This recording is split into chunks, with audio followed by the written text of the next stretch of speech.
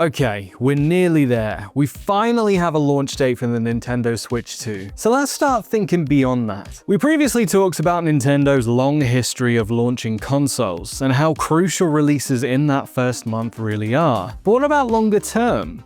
Can the first year of a console be just as impressive? Well, the original Switch's first year proved it can. Launched in March, throughout the rest of 2017 and the first 2 months of 2018, the Switch just kept on hitting, setting a high bar for its successor. So while we've got a pretty good idea of what's in store for the Switch 2's first few months of release, let's take a look back at the best releases month by month of the original Switch's phenomenal first year. Hal from GamesRadar here, and welcome to Switch On, where we talk all things Nintendo Switch 2. We'll skip over March, as we'd already talked about it in a previous episode, and besides, it's not as if Breath of the Wild needs any more praise. So let's start with April. April started off strong with LEGO City Undercover. Originally released on the Wii U, it was honestly a bit of a sleeper hit of an old-school LEGO game. It was proof Traveler's Tales didn't need a licensed IP to work its charm. LEGO City Undercover had a surprisingly fun open world, meshed brilliantly with the trademark LEGO platforming level design. If you're a fan of LEGO Star Wars et al. And you haven't played this, it's definitely worth a go. But April also brought the first post-release juggernaut, Mario Kart 8 Deluxe. Another port from the Wii U, it's still the best-selling Switch game of all time. And for good reason. The definitive Mario Kart, especially since the booster pack effectively doubled the game. At this point, it's a surprise if someone owns a Switch and doesn't own Mario Kart 8.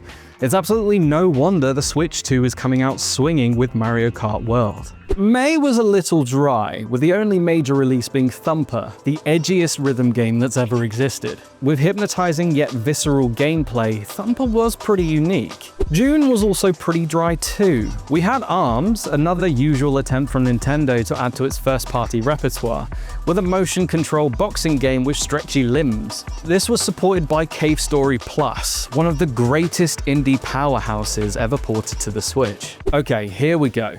July saw the Switch change gears with Splatoon 2, the first sequel to Nintendo's surprisingly competent foray into multiplayer shooter land, with their own artistic twist. We also got Overcooked. This fast-paced multiplayer puzzler is one of my personal favorite excuses to yell at all my friends for not chopping onions quick enough. August was a month full of surprises. An indie-developed Sonic game published by Sega, Mania set a precedent for game developers and publishers embracing their product's fanbase, nurturing and supporting those who love their games and want to branch into development, instead of shutting them down. And lo and behold, Mania was great, widely considered one of the best titles in the franchise in quite some time. Following this, a tactical turn-based shooter featuring Mario and friends crossed over with Ubisoft's Raving Rabbids that was actually good. Mario plus Rabbids Kingdom Battle was weird, but while the premise may be enough for you to cock an eyebrow, it was genuinely quite fun. Tight gameplay mechanics, diverse character options with slick animations that overflow with charm. September was pretty full too. For starters, we have Rayman Legends Definitive Edition making its way to the Switch.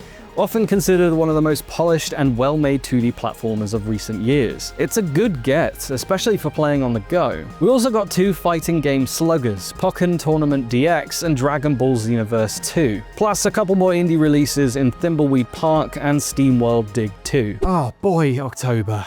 This is the big one. First, we got three indie giants.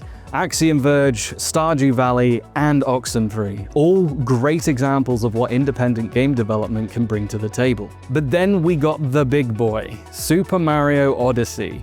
This game is insane. A return to Mario's sandbox-style 3D platforming from 64 and Sunshine, it just keeps going. So many rich and detailed worlds to traverse, overflowing with challenges to complete and items to collect. For those who grew up with its predecessors and the likes of Spyro, Banjo-Kazooie, and Jak and Daxter, Odyssey was like Nirvana, the ultimate 3D platformer. And while we've been waiting on bated breath for a sequel, it looks like we'll be getting a very similar experience with Donkey Kong Bonanza. November saw an influx of surprising ports, third-party games that, at the time, you'd never have expected to be able to play handheld.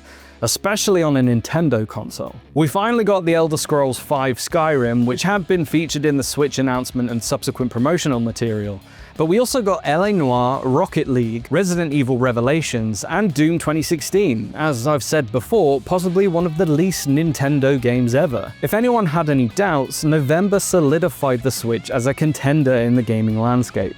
As 2017 drew to a close, we saw another feat. Like Breath of the Wild before it, Xenoblade Chronicles 2 displayed just how capable the Switch was with open-world adventures when in the right development hands. The indie spotlight also shone on Enter the Gungeon, a supreme bullet hell roguelike, and Yooka-Laylee, a somewhat ambitious spiritual successor to Banjo-Kazooie, that while underwhelmed on home consoles and PC, felt right at home on the Switch. With 2018 chiming in, and with what's normally a gaming release lull following the holidays, Dry January doesn't just refer to getting over that month-long hangover. That said, we did get Super Meat Boy and Celeste ported to the Switch, two heralded indie 2D platformers. And finally, February 2018, the last month of the original Switch's freshman year. And looking back, it was surprisingly pretty stacked. Indie offerings included SteamWorld Dig, Night in the Woods, Owlboy, and Crypt of the Necrodancer. We got the surprisingly fun Dragon Quest builders, and also Bayonetta's 1 and 2, which are certainly popular with its fanbase.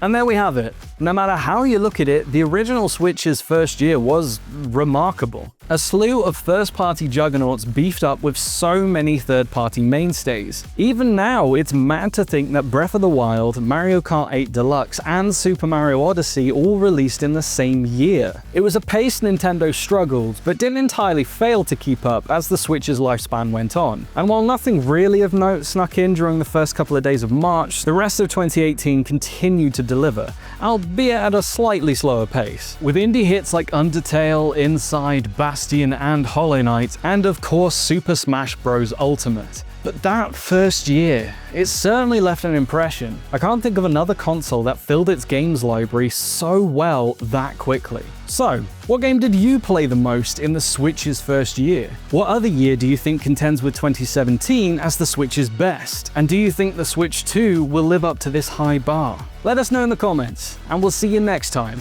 for Switch On.